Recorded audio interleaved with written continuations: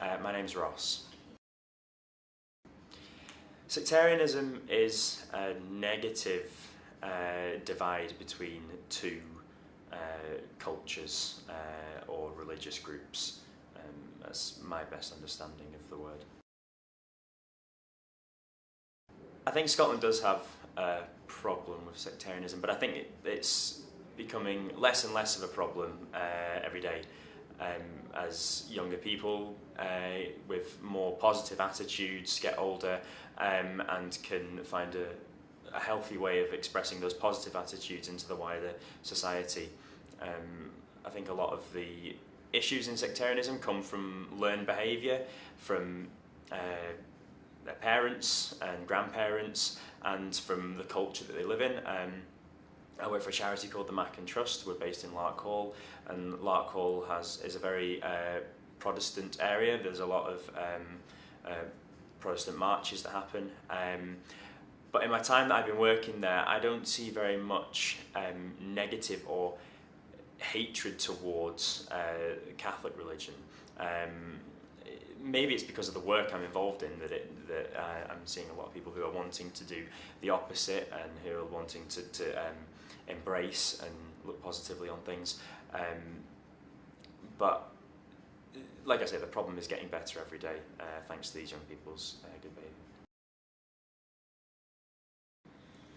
It's hard to mention sectarianism without mentioning football and without mentioning the two large football clubs who create that kind of divide through the city of Glasgow.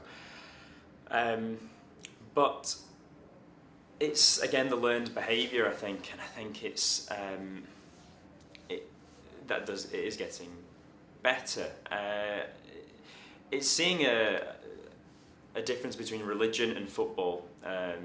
Bill Shankly said that if football's not life and death, it's far bigger than that, which I think goes into it a little bit in Glasgow's football culture, and it's kind of just keeping football and religion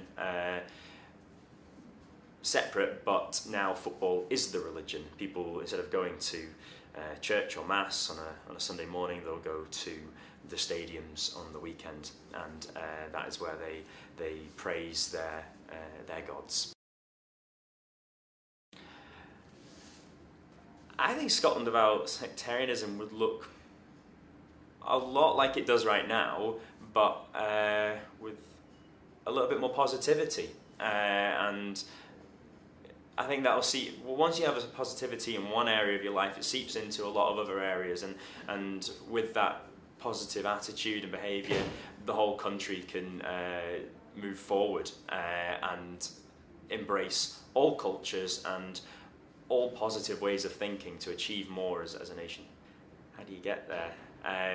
It starts really young. It starts with ingraining a culture of tolerance at a very young age, which is really difficult because of attitudes that young people learn at home, and it's very difficult to tell a young person that their mother or father or grandfather or grandmother, that their attitudes, that their negative attitudes are wrong or unhealthy. I haven't been persecuted myself, or even seen anybody who has been persecuted because of their culture. I think I can promote positivity and promote tolerance with the young people I work with on a daily basis, and show them the similarities over the differences, and just show a different attitude that they may have learned, which they'll closely relate to things like football. And with our football group we have on a Friday night, I'll never mention either of the teams and show them that where I'm from there isn't such a problem.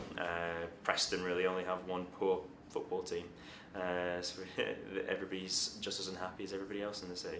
But yeah, hopefully just show an attitude where the divide doesn't have to be there, where it's embraced